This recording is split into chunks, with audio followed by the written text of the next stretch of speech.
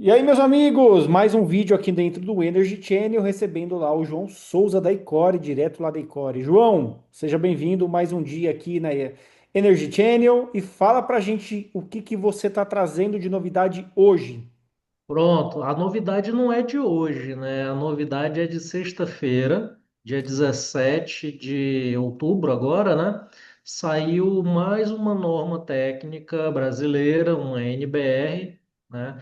Que é uma NBR de eletroluminescência, tá? Especificamente, critérios de inspeção de eletroluminescência em módulos fotovoltaicos.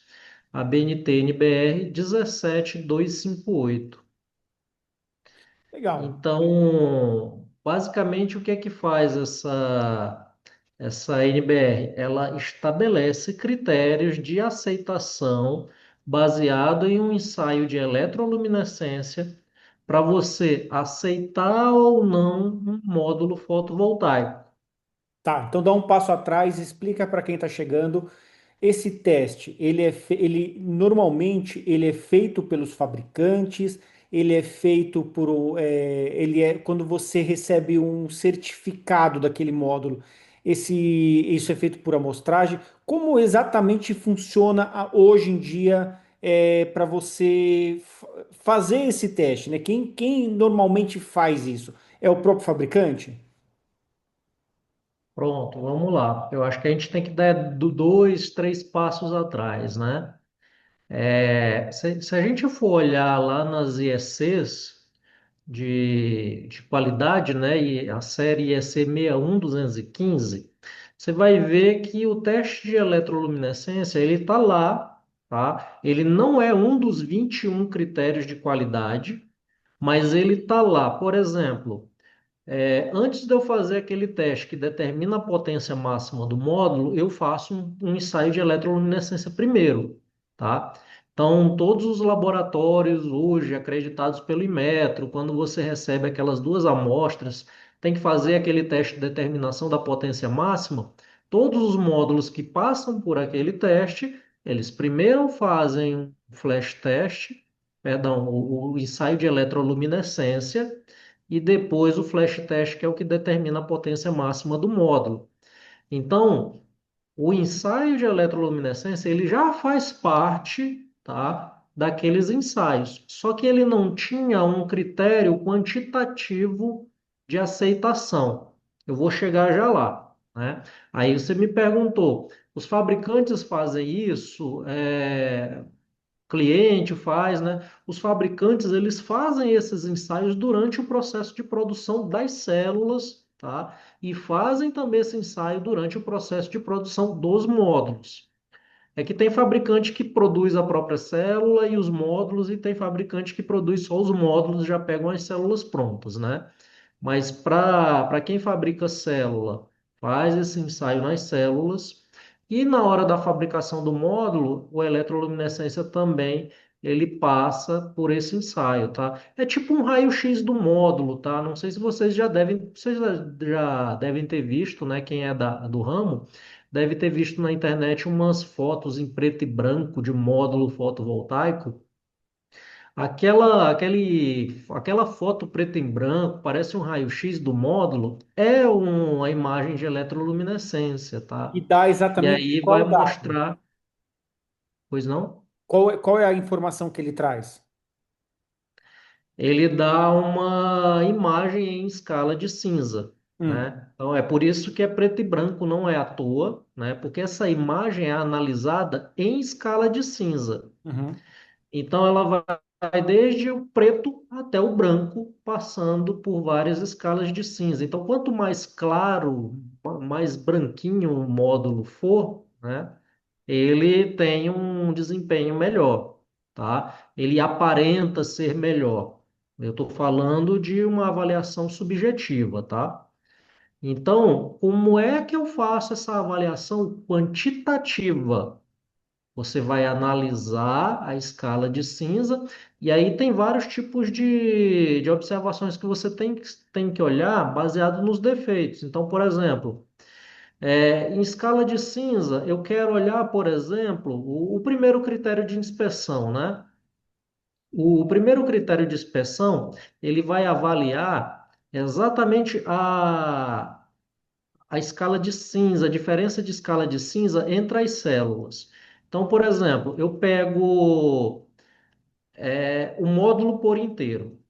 Se a diferença da escala de cinza ela for menor do que 25% na área do módulo, o módulo ele é aprovado.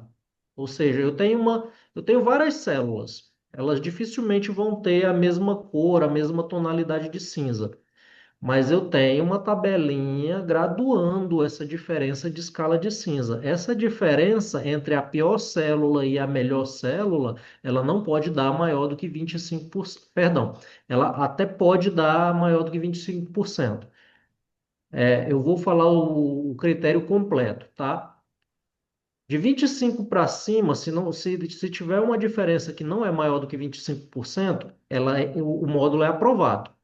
Mas também, se tiver uma diferença na escala de cinza de 25 a 40%, também é permitido. Só que essa diferença entre 25 e 40%, ela só pode aparecer em no máximo 10% das células do módulo, tá?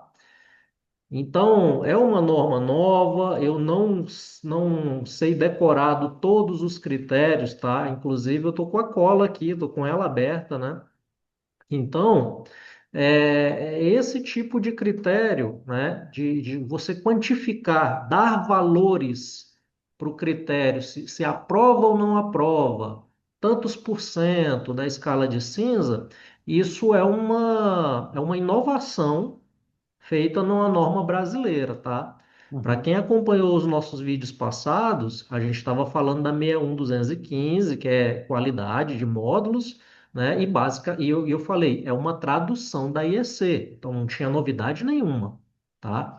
Eletroluminescência está lá no meio, mas se você olhar na IEC 61215, parte um, você vai ver que está lá no meio, mas não é um critério de aceitação quantitativo. Está lá dizendo, olha, é recomendável fazer o ensaio de eletroluminescência após o transporte, né, na hora que você recebe o módulo, para poder fazer esse ensaio.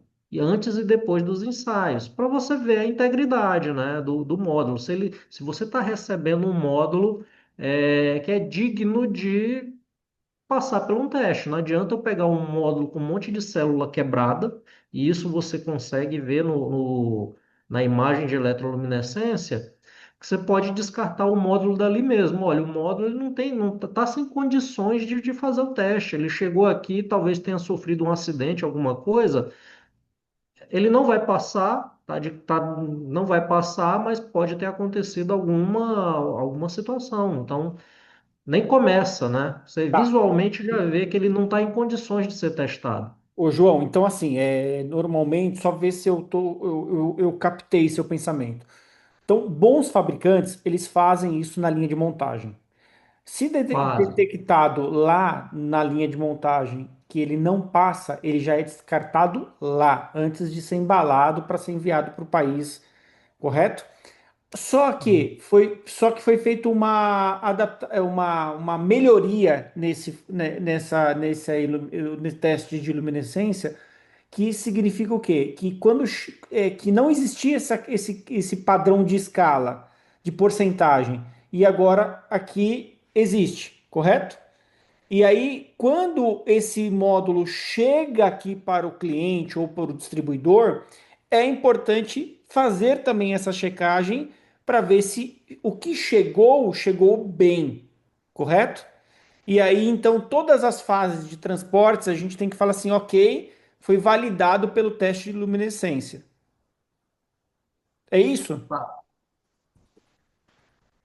É para ser isso, mas eu preciso fazer algumas pontuações. Então vamos lá. O teste de eletroluminescência é feito pelos bons fabricantes.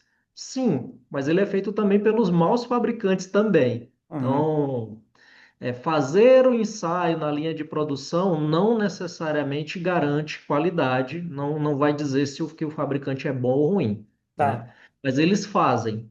tá? Até para tem que ter um controle mínimo de qualidade para não jogar qualquer coisa no mercado, né? Hum, E, inclusive, durante o processo de montagem do módulo, pode ser que as células se quebrem, né? Essas etapas são feitas durante a montagem do módulo para verificar, né? Etapa por etapa, porque as células, para montar um módulo, elas vão passando por um monte de máquinas que vão manuseando as células, vai fazendo soldagem, a solda ela vai esfriar, se ela não for uma solda muito boa, ela, na hora que ela se contrai ali esfriando, ela pode quebrar ou causar uma microfissura numa célula. Então, o ensaio de eletroluminescência ele é feito tanto em fabricantes bons quanto em fabricantes ruins. Um outro ponto que você falou, é, isso é padrão da indústria, todo mundo segue um mesmo padrão? Não necessariamente. Cada fabricante pode definir o seu padrão, tá? Tanto é que essa NBR ela foi baseada em padrões utilizados por 8 fabricantes. Então, foi feito um apanhado entre oito fabricantes e cada um tinha o seu critério, tá? Nem todo mundo tem o mesmo padrão. E por quê? Porque, como eu falei antes, não tem nenhuma IEC em nenhum lugar uma padronização desse critério de aceitação. Cada fabricante tinha o seu, tá? Isso é um ponto, por isso que até os fabricantes ruins também fazem, tá? uhum, Aí foi feito um apanhado desses 8 fabricantes. Eu não sei quais foram os 8 fabricantes, tá? Não sei se foi um fabricante bom ou ruim. Então, eu também não tenho condições de dizer se o critério que foi estabelecido na norma é um critério bom ou ruim. Porque, como eu falei, é uma inovação. E eu uhum. não estou dizendo que por causa disso a norma não presta, tá? É bom deixar isso bem destacado. É, tudo Eu que estou dizendo, inovação eu, ainda está João em fase de Souza, validação, de percepção do que está acontecendo, né? é, por exemplo, se pegaram 8 fabricantes ruins, 8 fabricantes que produzem fake power, quem me garante que o critério de aceitação baseado Não está desses oito baixo. fabricantes saiu um critério bom, Hum, tá? Mas, de novo, eu não estou dizendo que foi isso que aconteceu. Eu estou citando isso daí para deixar bem claro. Eu, João Souza, eu não tenho condições de dizer assim, olha, foram os critérios escolhidos estão excelentes, estão ótimos, né? Inclusive, esse foi um ponto que eu levantei. Olha, eu não tenho condições de dizer se os critérios escolhidos foram bons ou ruins, tá? Então, isso foi um dos pontos que eu coloquei nas minhas contribuições, né? uhum, Mas, enfim, agora temos uma padronização de critérios quantitativos com valores para aceitação ou reprovação de um módulo baseado em eletroluminescência. uhum, Isso quer dizer que isso vai combater o fake power, né? Que eu já escutei por aí em alguns lugares, o pessoal falando, olha, é fácil resolver o problema do fake power, vamos fazer teste de eletroluminescência.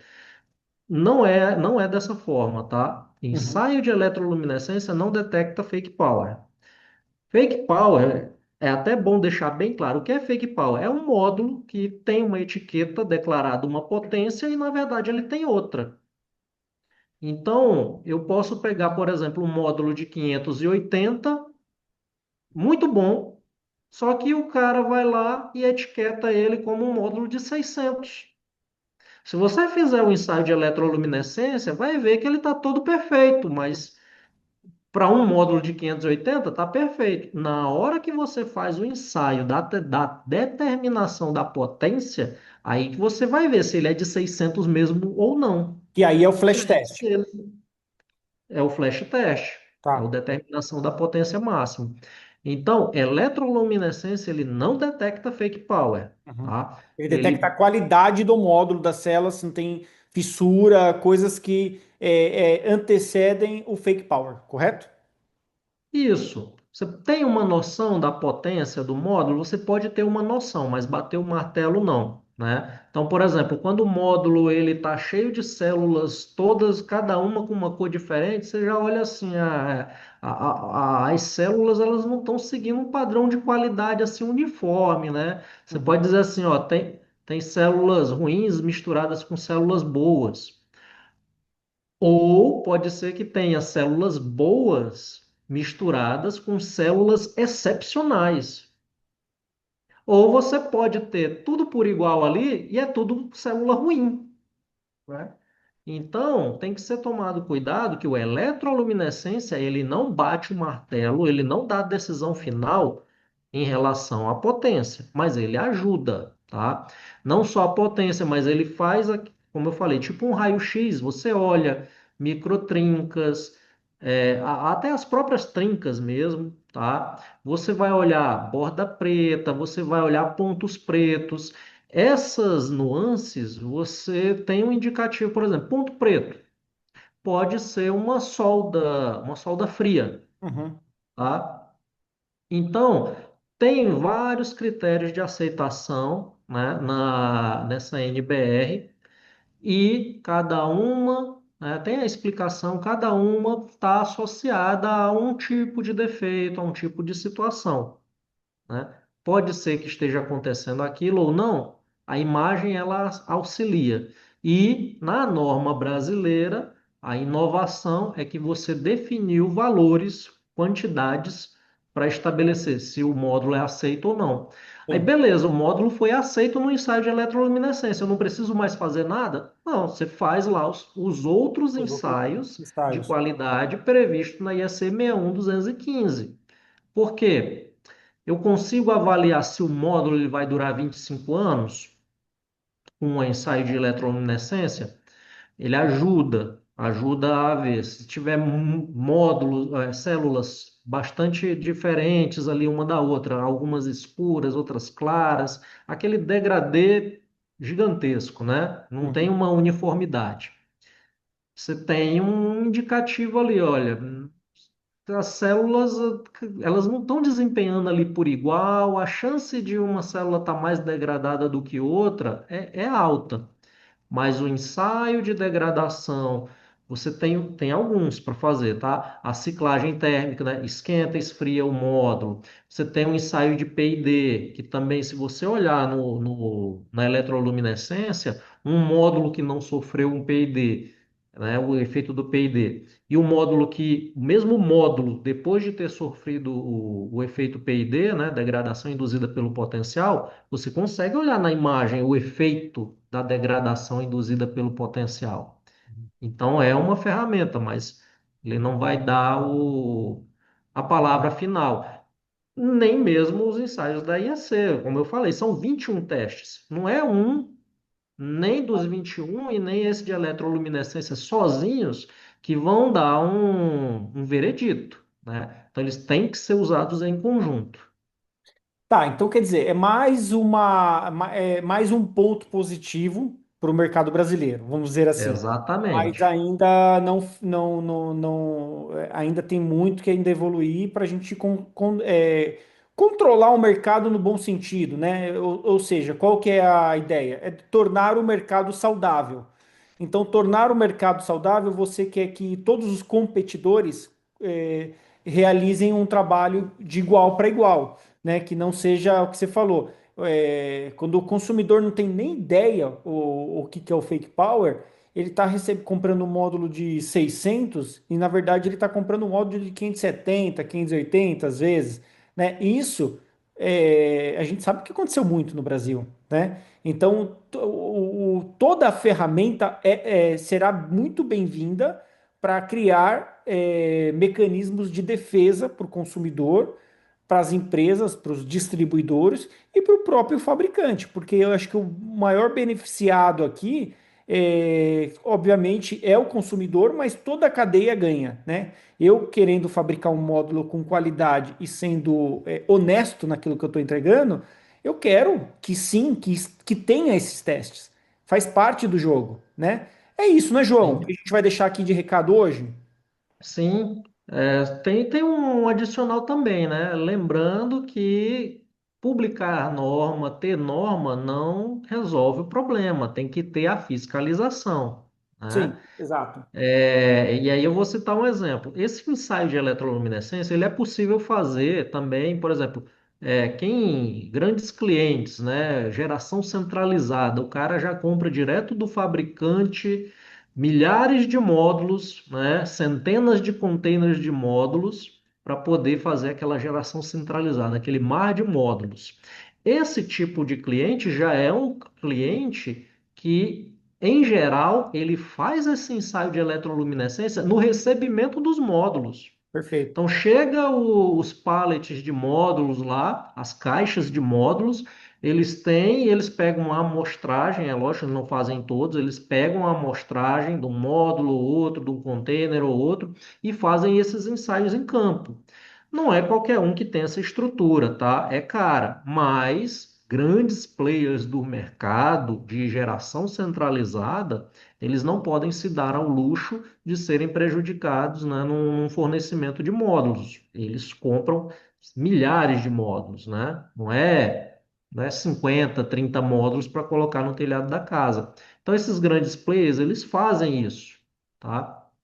Só É, que o grande player ele tem as condições financeiras para ele mesmo fazer a sua própria fiscalização. exato. Então, a norma brasileira ela visa mais o mercado leigo, o consumidor final, que não tem essas condições de fazer esse tipo de fiscalização, né? Tá, então um recado bem importante que não basta ter a norma, não basta ter chegar, olha, a solução foi criada, está aqui, o teste eletroluminescência é importante, a quantificação é melhor ainda, né, para validar se sim ou não, porém manter uma atividade em termos de fiscalização contínua, né? Não, vou fazer agora aqui o começo do ano e aí depois parou. Não, isso tem que ser de forma contínua para vários distribuidores para que garanta a melhor entrega sempre para o consumidor.